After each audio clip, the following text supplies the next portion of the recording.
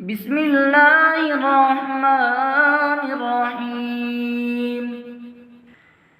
تبارك الذي بيده الملك وهو على كل شيء قدير، الذي خلق الموت والحياة ليبلوكم أيكم أحسن عملا وهو العزيز الغفور.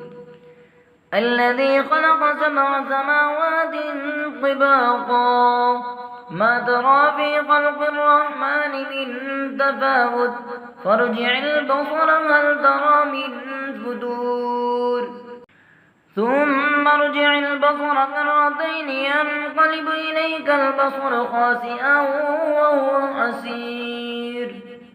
ولقد زينا السماء الدنيا بمصابيح وجعلناها رجوما للشياطين وأعتدنا لهم عذاب السعير. وللذين كفروا بربهم عذاب جهنم وبئس المصير.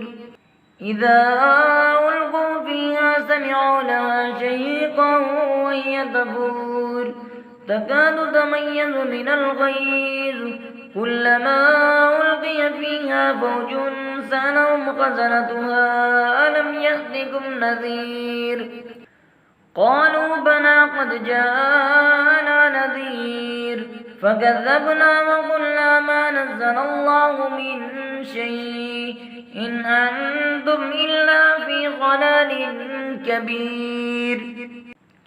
وقالوا لو كنا نسمع أو نعقل ما كنا في أصحاب السعير فاعترفوا بذنبهم فسحقا لأصحاب السعير.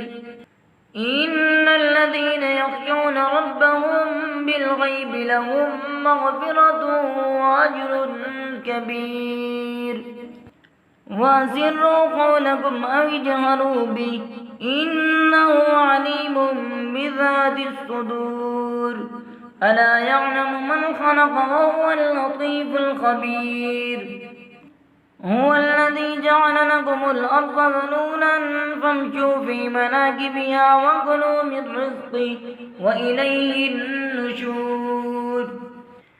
أأمنتم من في السماء أن يخسف بكم الأرض فإذا هي تمور أم أمنتم من في السماء أن يرسل عليكم حاصبا فستعلمون كيف نذير.